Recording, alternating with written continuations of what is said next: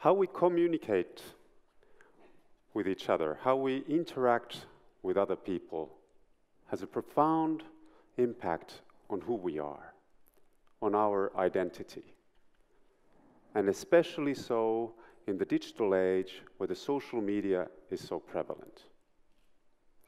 I became aware of this connection between how we communicate and the identity quite accidentally while I was doing my PhD on TV light tweeting. That is, people tweeting about a TV program while viewing it. I discovered that TV light tweeters, instead of wanting to communicate with a large community of people having different sorts of opinions about the TV program, actually preferred a much smaller crowd. And not just any crowd, but a crowd of like-minded people. Here is what one of my interviewees told me. It's really nice to talk to other people about it that feel the same way, have same opinions, and like the same things. So light tweeters first search for people thinking like them, and then started to follow them on Twitter. So these people then, because they could much more easily actually relate, first of all, to their tweets, and second of all, because, and maybe more importantly, they could, these people were more prone to follow them back and react to their tweets. Because the ultimate fun factor of light tweeting was and is the positive feedback that it provides through retweets and replies and likes. I'm sure that all those of you who are using social media actively can relate to this testimonial of another respondent of mine. I think light tweeting is the most fun when I get a lot of positive responses from people. So when writing my thesis 3 years ago about this social interaction when watching TV, I thought that this light tweeter's willingness to communicate primarily with like-minded people was a trivial finding. I gathered that they were simply replicating their offline behavior to the online context. After all, in the physical world, we tend to communicate most often with people that are close to us, our friends, our relatives, family members, acquaintances that tend to have the same kinds of opinions and values than we do. And so these persons can be considered like-minded. And there are many benefits in communicating with friends. And so I thought that this communication that light tweeters were doing was just communication between friends and acquaintances taking place online. When you're communicating with a friend, he or she knows what you are appreciating. He or she is available when you need them. And especially if you're looking for some sort of information, your friends sort of filter away all the irrelevant stuff. Now, this can be a great thing if you're looking for a movie to watch or a phone to buy. But it can be a terrible thing if it prevents you from enlarging your own worldview. And this, just like with this third interviewee, is what I fear is taking place on all social media platforms currently. Here is what she had to say. I think that's the real interesting question for everybody in the social media. Am I just talking to myself in an echo? Are we just talking to ourselves in an echo? I fear that with social media, we have built around ourselves individual echo chambers. Echo chambers where similar kinds of opinions resonate. And echo chambers where there is no room for opposing views. These echo chambers, they feed our vanity because they provide us positive feedback and validation for our opinions. And the information in these echo chambers is all the more convincing because it tends to multiply itself through shares and retweets. The same information bounces back and forth from friend to friend, from contact to contact, and from person to person, just like an echo does from the hard surfaces of an echo chamber. So now, this echo chamber phenomenon that I found non-interesting and trivial 3 years ago emerges to me today as something that is creating a fog between us and the opinions of people that are outside of our immediate environment. Now, I want to make the difference between this echo chamber effect that I'm describing and the so-called filter bubble that refer to algorithms used by virtually all, and especially large websites. These algorithms are actually prioritizing messages that are similar to the ones that we have previously read or liked, and thus they filter away from our social media feeds, our news feeds, and even from our search results, all the messages that we do not tend to read or like or pay attention to. So for sure, these filters and algorithms sort of thicken this fog that I'm describing. But if we, as social media users, act like the participants in my study and prefer to communicate only with like-minded people, we cannot blame solely the algorithms for this fog. In fact, I think that the deceptiveness of this echo chamber phenomenon lies precisely in the fact that it is self-inflicted and therefore hard to detect. And especially in the hectic life of our everyday environment. But if we take a moment, if we take a step back and think about our social media feeds, I think we can hear the echo. Can you hear the echo? I definitely can, and I fear that this echo is dividing us on all sorts of occupational orientations, on all sorts of religious beliefs, and on all sorts of political views or other interest areas. And I would even say that it is partly to blame for the recent increase in populism, intolerance, and attacks against the democratic values of our society. Now, if you hear the echo, you must be asking yourself, what can we do about this? I believe that we are all individually responsible for our own echo chamber. And therefore, I believe that also the solution lies in ourselves, and that the tool that we need to fight this phenomenon is just as ingrained in the human nature as is vanity.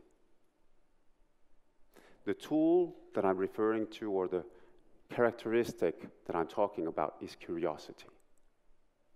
Now, curiosity has led the humankind into some of its most significant accomplishments, great things, from discovering vaccines to sending the man in the outer space or on the face of the moon. Curiosity lies deep in each of us. And although it can take intrusive form, it is generally seen as a positive force that drives us to discover new. So I simply think that this self-satisfying social media environment where we're currently living in will not be able to satisfy our curiosity in the long run, and that we will get bored with it. I think that we're actually seeing signs of this boredom already now. Some people are closing their social media accounts, and others are sharing tips on how to trick these algorithms by friending people they don't want to be friends with or liking pages they don't actually like. I don't think that we will get very far by pretending and lying like this. First of all, because it's against our nature, and second of all, because these algorithms are really good at detecting what we're really interested in. But maybe we could approach this differently. Maybe we could take a little different angle to this. Although being aware of these algorithms and filters and customization tools is important, I think it'll be very hard for us to change our communication patterns and tools so drastically that we would be able to avoid filtering once and for all. But maybe we could make these algorithms work for us. And maybe we could cultivate our curiosity in smaller parts, small projects, and then approach these projects as individual learning journeys.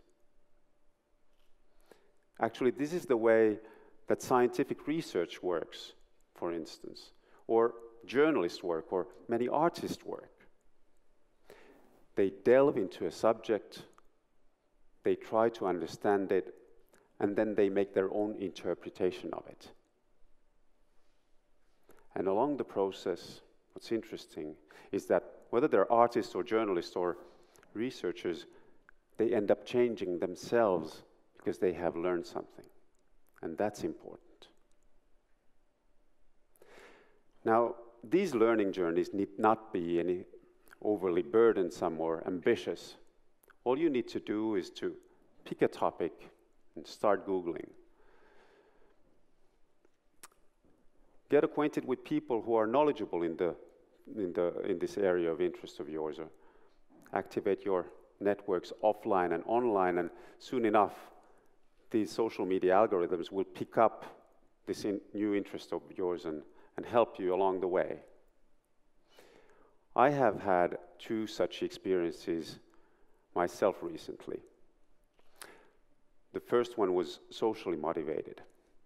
I run a cultural center called Cable Factory here in Helsinki, and in the fall of 2015, when the Syrian refugee crisis was at its highest peak, the cultural community of Cable Factory wanted to know how they could help refugees, and especially refugee artists.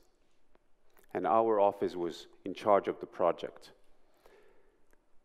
However, I realized soon that my echo chamber was empty of refugees and people working with them. And then we realized that actually no one in our team had ever met a Syrian refugee. So we needed to reach out. And through our networks, we found this lady who worked as a volunteer for an organization helping and supporting refugees. And then, in collaboration with this organization, we ended up organizing a joint arts exhibition by refugee artists and local artists, and then cooking nights where refugees could meet members of our community. It was these personal encounters, working together, cooking together, listening face to face their survival stories that really marked us forever. I remember vividly talking to an elderly gentleman who told me that he had previously visited Finland many times as a businessman, and now he was here as a refugee and had spent months in a shelter waiting for an answer for his asylum application. I couldn't do much for him other than listen to his story and express my sympathy. But the curiosity still paid off. Our world had changed. Well, the other experience was more personal in nature, although related to a professional project. At Cable Factory, we're building an extension to our current facilities, a house dedicated to dance. Now, my problem was that I don't have any background in dance. I don't know anything about dance. So I needed to get acquainted with this form of art from various angles. Well, fortunately, I had people around me who were much more knowledgeable in the field, so I friended them on Facebook, and I connected with them on LinkedIn and started to follow them on Twitter, and obviously also began to attend dance performances. And then finally, also signed up for a middle-aged man contemporary dance class myself. So there I was with 7 other middle-aged men doing some cool moves over a weekend.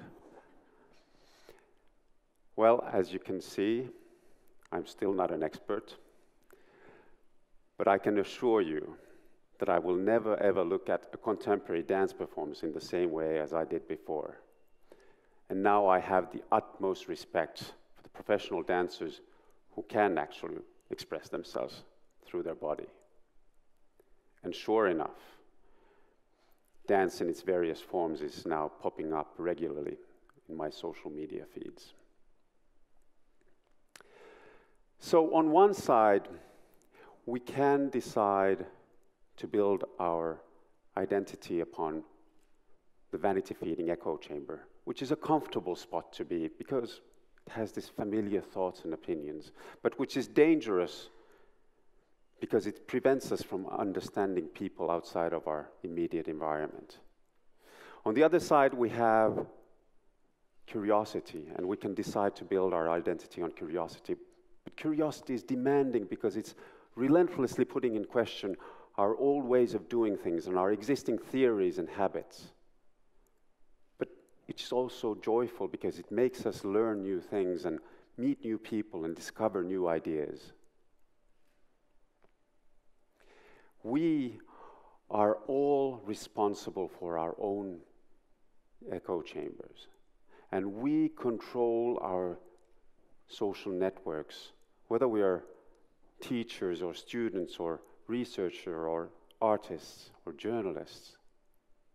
We control our social networks, whether they're offline or online.